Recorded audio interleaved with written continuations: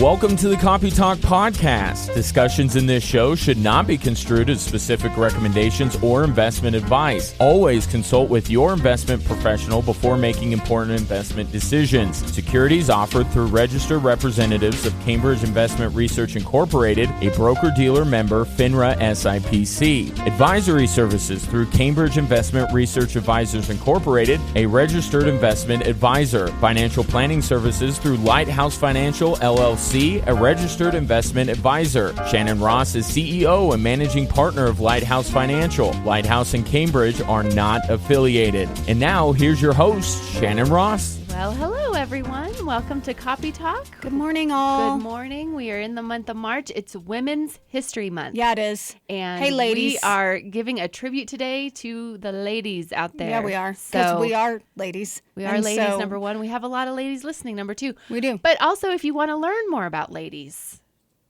listen to the show today. Yeah. So even for our male audience, it has a nugget for everyone. You should know about the history of women. And what are important to women, what are important financial matters to women. And also, we will be discussing through this segment the top 5 topics women are searching on the internet. Yes.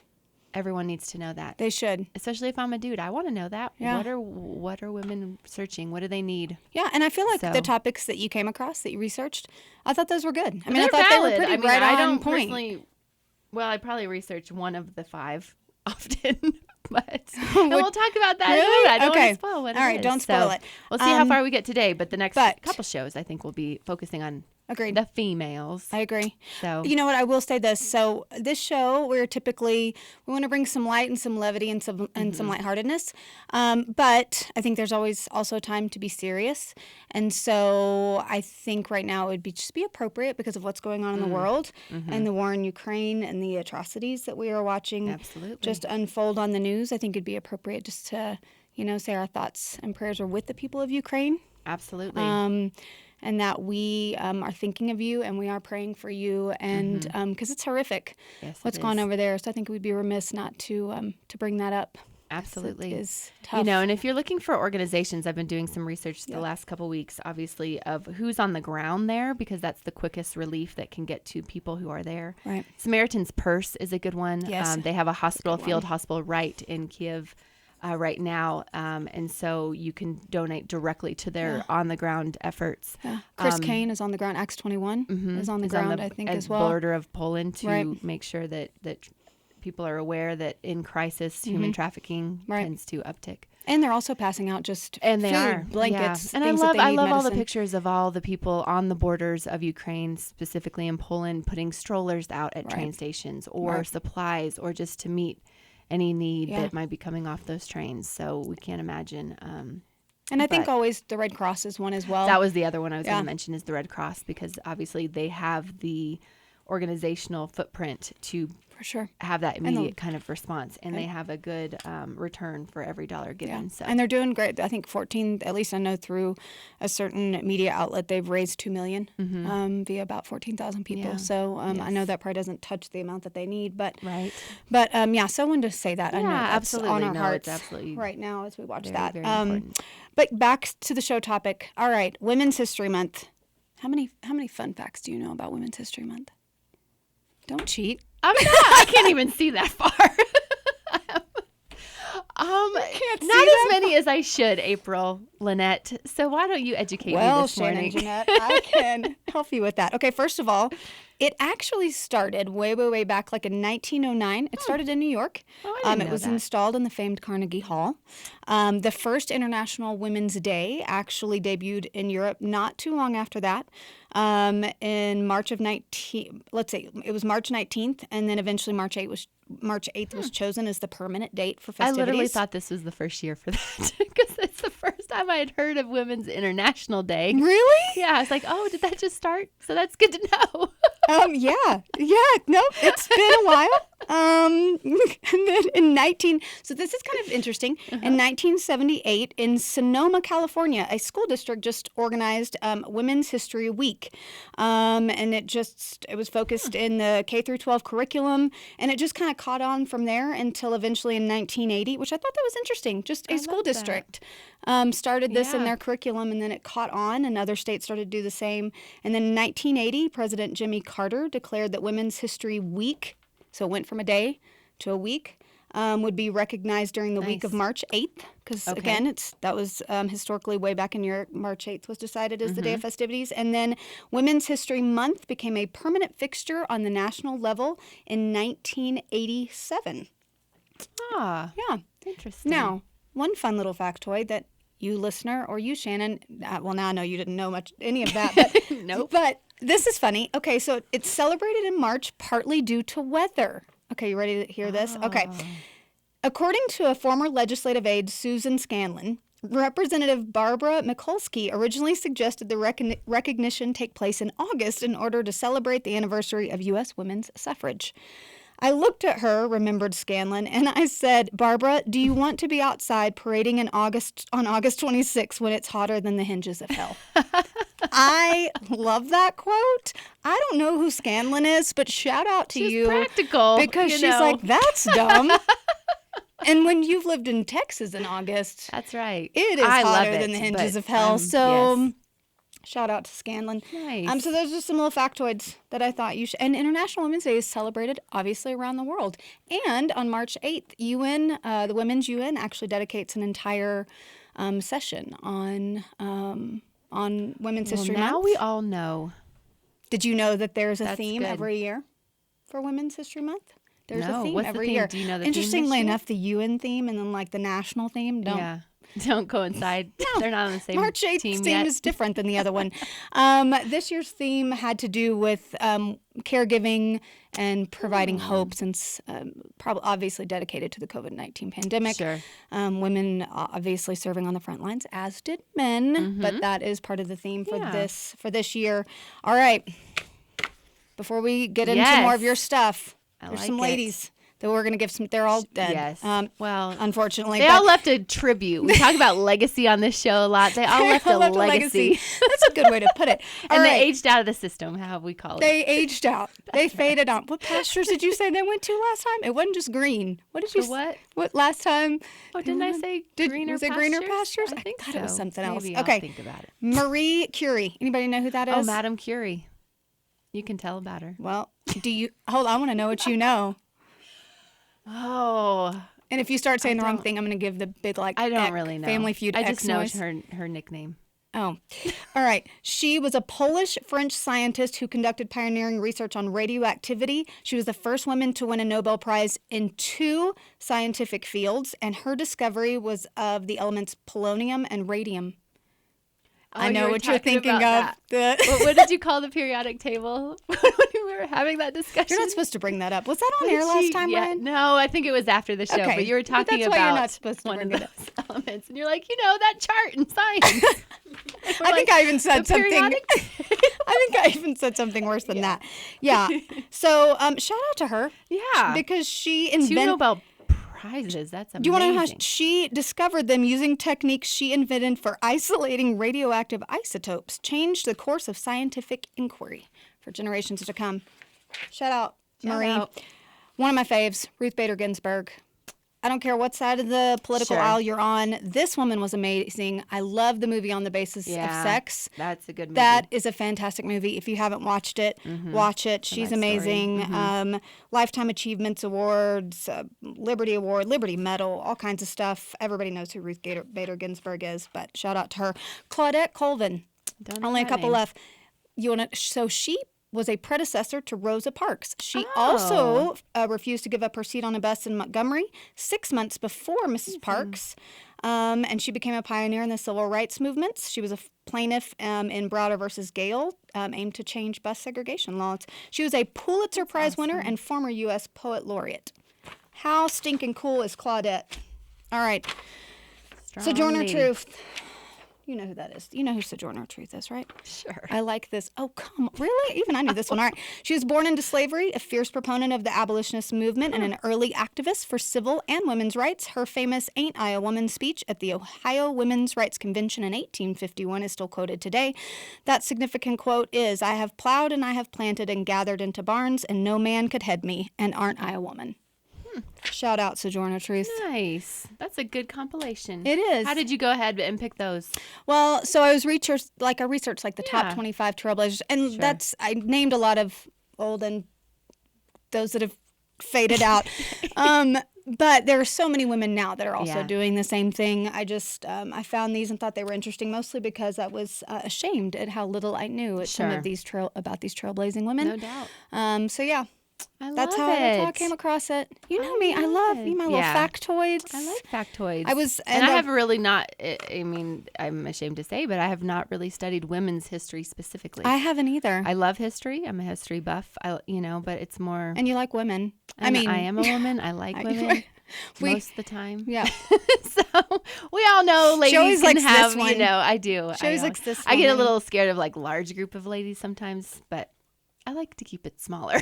Well, you don't like large groups really of any kind. I really don't. But yeah, you won't find me at a lot of women conferences and stuff like that per se. Kelly, did you know those factoids about Women's History Month? I did not. Did you learn anything new about what I shared? Did you? Yeah, okay. See, it's all important to know. It is important to know. We should put that website. You found those with the top 25 on our website. Yeah. We'll work on that. We will. So, I did ask my son this week during my studies, I said, son, who do you think a trailblazer in this generation? And it's any field because there's sports and all kinds of. His first answer was Beyonce.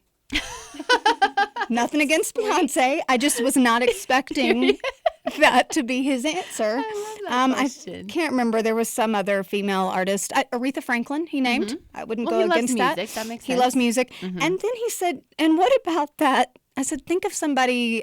Okay, try somebody out of music." And he said, "What's that Leonore?" And I said, "Leonore?" He's like, "Yeah, that Leonore lady." And I said, he's like, "Last name Roosevelt?" I went, "You mean Eleanor?" I was a little discouraged by the fact that he called her Leonore. It was pretty close. Once again, he couldn't actually tell me why he thought she was a significant woman. He just heard of Leonore Roosevelt before, a.k.a. Eleanor. I told him, I'm like, I'm using that on my podcast. Like, don't you dare. I'm like, oh, I totally am. That's a good question. I need to ask my boys that question. See if they say Beyonce. Yeah, I don't know who they'd say. I'm very curious. So. I love it. Well, I think, when you look at Women's History Month, I think it's about trailblazers, and it's also about, I think, should be important to women. Women tend to take care of everyone around them. They tend to put themselves last on the priority list. And so one of the things I wanted to focus on as we kind of introduce this topic, and we'll get a little bit more granular on next show, but is what are some of the main challenges that women are facing today, and what little tidbits here and there that they could be mindful of to help each other out, to what we preach on this show. We often have to we always take it as our own medicine, as our own advice. Right. And so I think so I kind of put together a little list of just kind of 4 things that I think are the biggest challenges, both financially, but also kind of in the whole life scheme for women right now. And you can see if you agree with me or not as you're listening along. I don't know these 4, so I'm going to let you know if I agree with you. Yeah, I know. Well, the first one is because when I always go to finance because that's, where my brain is always heading. But so I didn't want to pick a financial one to be the number one. But the number one I think women face that really gives them a challenge in every category of their life is their busyness. Oh, I was not expecting that to be your first one. Because, we have a ton of working moms out there. We have a ton of women. I mean, most of us just take on a lot of things. And so that's why we always put ourselves last, because there's always something else to do, one more place to go, one more things to get, you know. And I think it's the busyness for each of us that makes us put our health and on the back burner. That's a proactive good care one. Of our health on the back burner, our financial health on the back burner, anything that has to do with our own stuff. We almost feel like we're being selfish if we put that towards the top of the list. Sure. And so I do think busyness, I know in my life, but when I look at other women around me, it's the number one thing I see them fighting is I time. agree. Well, because there's always, You know. gosh, I needed to schedule that doctor appointment, Right. but now I need to cancel it because I need to go to my child's parent-teacher Right. conference, or aging parents, or sometimes you have both, or you have, like all the things, because everyone tends to look at us to be the responsible kind of, and like just on top of things. I'm sorry, but they do. It's not men do that too. I'm not saying, but sure, I but know in what you mean. terms of like, I feel like in multiple categories. Yeah. I find women, their balance of things, their plate's always just more full. There's kids, there's parents, there's work, there's food, there's home, there's all these different things. All the plates are spinning, and none of those plates can drop. Yeah. So they're constantly I juggling. don't know about you guys, especially you guys who are working women, but I feel like the expectation for me is like, I have to get all the other things done. Like the expectation is I should get all the other things done and then I can work. Where it's not, like on the fair side of the other fence, which, is unique to everyone, has a different situation. But I'm like, I think without training, and I still try to train my family to not think this way, but they're, Mom, family. We're out of waffles. Mom, where's my uniform? Mom, where's, I'm like, what do I look like? Like, I'm not doing everything around here, people. Like, and I work too. Yeah, It's like, that's not my fun part. Like, I like working. Yeah. But, you can put your dishes away. You can unload a dishwasher. You can fold some laundry. And wherever you took that uniform off is probably where it's still sitting. So one of my disciplines I'm trying to get better at is like not being the be all end all. Okay. So I get a call this weekend about a uniform. I'm like, yeah, I don't know. You're going to have to figure that out. Or wear a shirt. I don't know. Like. Draw your number on it, kiddo, with a black marker. I think we're the first ones to make ourselves feel guilty. Like, oh man, I didn't get this done. Mom guilt is a real thing. Oh, mom guilt. For those listening, if you have thing. mom guilt, you're not alone. No. It's and it starts like as soon as they're born. Yeah. I didn't have hardly any mom guilt when they're in utero, but once they cross the threshold, it just floods you. Cross the threshold, literally. Literally. When they slid right on through into busyness time. is my number, I think is the number one enemy of women. Yeah. So we all can get better at working on not being so busy, carving out margin in our time, not overscheduling us to the point of being crazy. Yeah, but sometimes that's impossible. It does. I know. I'm not trying to be a pessimist here, but it's sometimes. But I think at least to try. At least to try. Yeah. And, you can have any kind of crazy for a season, but if that becomes your norm, I think then you really dip into the other categories of making this worse for yourself, in your health, in your finances, in your relationships, all those things that are important to women. Yeah. So that's the number one challenge, I think. The number two is going to be a financial topic, because we're going to be talking about this over the next couple weeks. Is according to the U.S. Bureau of Labor Statistics, as of last year, women earn 82.3% of what men earn. So 82 cents for every dollar. Yeah. I read that. And so that's a legitimate, over time, that's a lot of money. And so, and there's different reasons for it. Women tend to need, different breaks because of childcare and different ages and taking breaks in the workforce, and that's totally fine. Yeah. So it's not so much, I'm not here to bash that, men make more, and it's not about that. It's more, the message is more about, there is a gap that you can solve for if you're intentional about it. And so because you have a gap already, kind of like you're starting behind the starting gate a little bit, you need to do more things on the financial side early on so that your intentionality can erase that gap. Sure. Where, a man making more than you, they might, not start saving for retirement until their 30s, 40s. Where if you start in your 20s, even if you take several years off to stay at home with kids, which I think is awesome. I did that for a few years here and there. You can make it up because time is on your side. And so that lower salary challenge is a legit challenge. The third, you need more of a work-life balance. If you're going to have kids, I'm sorry, but you're just, no one's going to, and you're not going to want to. I remember being, I was always in the workforce when I started having kids, and I wanted to be home with them. Like, I didn't want to entrust my kid to anybody, including their father. Like, I wanted to be home as much as I could be, especially when they're little, and so even when I meet with a lot of women who have not had kids yet but want to or are pregnant, they have no idea what they're going to feel like that day that baby comes. And so I always encourage them, like, don't make firm work plans until you've had your baby and see what you're feeling. Because it's completely different than when you think. Oh, it is. You know, and That's so true. I think that need for work-life balance, and I believe that there's a lot of things women can do to increase their work-life balance. For me, it was, and I read a lot of stories when I was doing my research on this topic of how many were written by women who started their own companies because of this reason. For sure. I know that's why I started mine. Yeah. I came to a point where I was on the corporate ladder, and I had like 18 states under me. I was responsible for a lot, which was fine, but it was the travel. I was not willing to travel every week anymore with, kids getting to an age where they noticed me gone. Yeah. And so I started my own business because people think like, oh, it's so risky and I will never make as much. The statistics out there actually show that you have more flexibility and you make more. When I started my company, it started humbly, but over time I was making double than what I was making on the corporate ladder. Sure. Yeah. And so don't sell yourself short, press the limit, give it a try. You can always go back.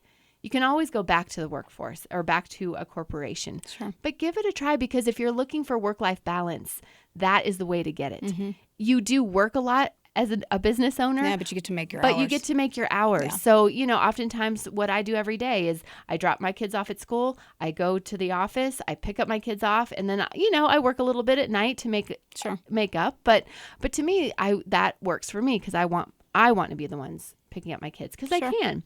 So that's an encouragement out there. If you're thinking about it, and we had our big business segment at the beginning of the year. We actually talked about that. With some good tips on how to do that. And how to start your own business. That is one of the single most assets I have found to help with the work-life balance challenge that we all face. Well, I'm glad you brought up the discrepancy. Going back to, I believe it was your second point. Yeah. I'm glad you brought up there. And again, this show, and we are never going to, this is not a bash men. This is not, no. I love my husband, you love yours. Yeah. Love men. Men are great. Men work their tails off. Yeah, they do. Men contribute. Go, Ryan. Go, Ryan. This is for you, Ryan. And thank you for wearing a pink shirt today, by the way. Is that pink or peach or cream? What is that? It is coral. That's a light coral. But it looks really good with your hair. It matches our theme, so thank you.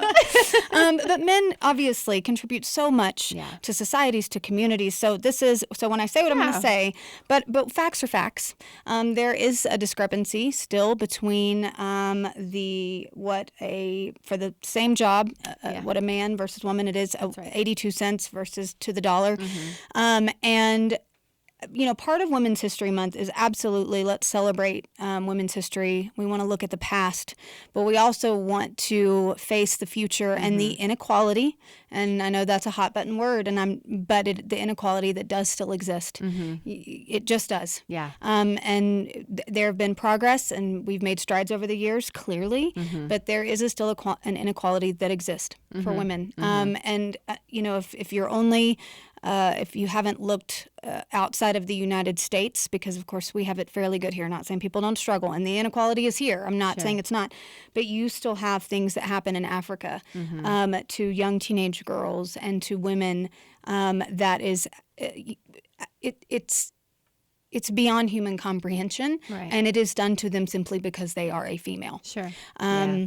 And the responsibility that those women and women all over the world, speaking to what you brought up a little bit ago, what the responsibility that they do have. It's different in different cultures, but across the board in all cultures, it is a lot. Yeah. And so how they are treated and how still in parts of the world they're treated as property and that they are owned.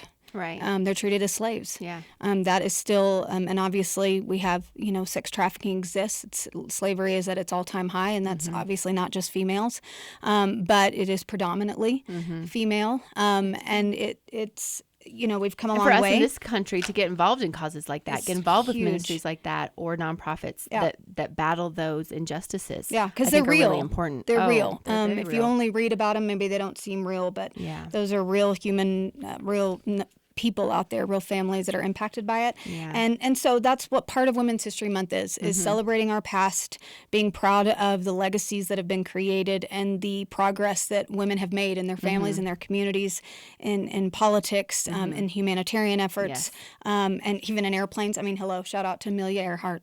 I know, she came to my mind this morning. At least my husband, my son did think of her. But at the end of the day, it is also, Women's History is also focused on continuing to make the efforts to bridge the gap and to continue the legacies that these women behind us have made. Absolutely. I love one of my favorite quotes from Madeleine Albright is she says that there's a special place in hell for women who don't help other women. Oh, ouch. But one of my female mentors would always say that because of the help, women, we all tend to sometimes have a catty side and we take each other down. And that's the dumbest thing we do.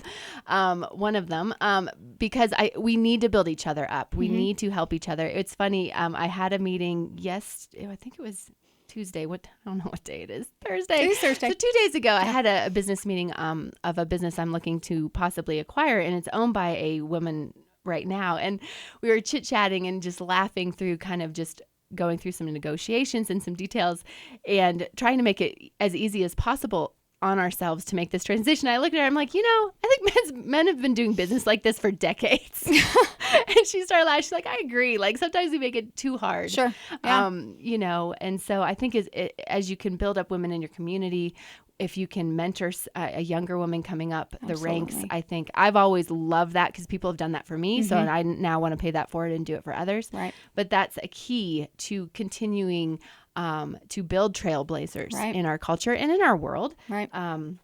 So I love that. And the last reason I'll go over today is why we need to do it. Women live longer. Yes, we do. Which is the one I think grace we get. But because we live longer on the financial challenge side, so we're already a little behind the 8 ball with the discrepancy in income. Yeah. And we need longer in terms of our longevity for our financial assets to last. And so it's kind of a catch-22. The benefit, we get to live longer statistically, which is awesome, but we have to fund that living. Right. So just to as we close out at least today's topic, maximizing your 401k, getting health savings accounts for healthcare, making sure that you are, if you're a business owner, take W-2 income. So many business owners that are women I know, they tend, or even I think males fall into this too. They don't realize you have to, because as a business owner, you have a little bit more flexibility of what you take as W-2 income versus distributions. If you don't take enough W-2 income, you won't have any Social Security because that's what it's based off of. Right. So, or if you're working for a nonprofit or people pay you creatively, you do want that W-2 stability income because that is what your Social Security checks are going to be written from. Right. It has nothing to do with distributions or a 1099 salary or anything like that, which a lot of people don't think about when they're younger. So those are some of the potholes that I want you all to avoid. I want to avoid them myself, busyness being the one for all of us, certainly my downfall most days. But before we close out, so this is what we'll spend the next couple. We're going to tackle a couple of these, which I think will be fun because these aren't the typical topics we talk about every day on this show. So the top 5 topics women are searching on the net, and this is what we'll tackle next week, is number 1, health. That's a big one. Which that's the one I probably searched the most. I'm like, symptoms of this, or do I really have that? Or recently. And don't ever Google a symptom. No, don't Google a symptom. That's the worst thing you can do. Yes. But yes. So health, number 1. Number 2, relationship advice, which I don't know if Google's the best place to find that. Women search that on the internet. Relationship advice? Relationship advice is number 2. Okay. Number 3 is parenting. Oh. Which is kind of funny too. Sure. And we'll tackle this. I have literally read one parenting book in my entire life. Me too. It was when I was pregnant. That's it.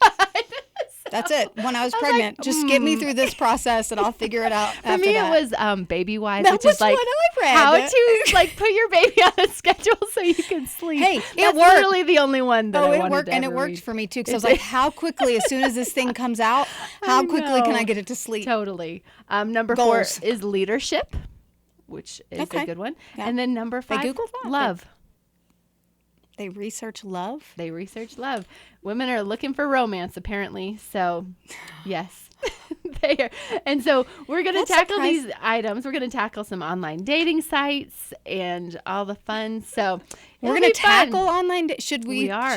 We're not going to sign up for one, are we? Okay, good. But we might recruit, if anyone in this room might be on one, they might be our special guest. So we'll talk about that after the show because I'm seeing some smiles. I love that. Especially if it's those the are male the in things the we'll room. start next week. But before we leave today, where can people find this wonderful show? Well, they can find us on our website, copytalkpodcast.com. Doesn't everybody? Well, sometimes they're .net or .biz. Oh, are they? Okay, we're a .com. We're .com. Copy Talk, our Instagram, Copy Talk Podcast.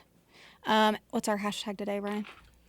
I got two. Hashtag unbusy yourself, because that was a big moral to the story. Yeah. And hashtag women helping women. I like that. I love that a lot. That's a good one. Good at that. He is. I like it. Thank you. Go Ryan. On our Women's History Instagram, Month Facebook, Celebration Day. I'm getting there. One? I was giving kudos to Ryan, the man in the room. All right, and then we got our bell. Thank you, Kelly. YouTube. Subscribe. Share. We just had to open a new YouTube channel to increase bandwidth in what we're doing. So subscribe to the new one. Yes. And I think we're way more fun to watch than just listen to. Yes? Because sometimes we have pictures. I listen and watch, memes. and I watch our show when I get ready in the morning. It puts me in such a good mood. I only watch us now. I never listen to us. Yeah. It's so fun. So tell your friends. We're growing because of you. So we need you to tell your friends. So come subscribe, listen, and we will be here next week. And interact with us as well. Right. DM us on Instagram. There you go. That's a fact. There you go. Have a great day, Thanks, everybody.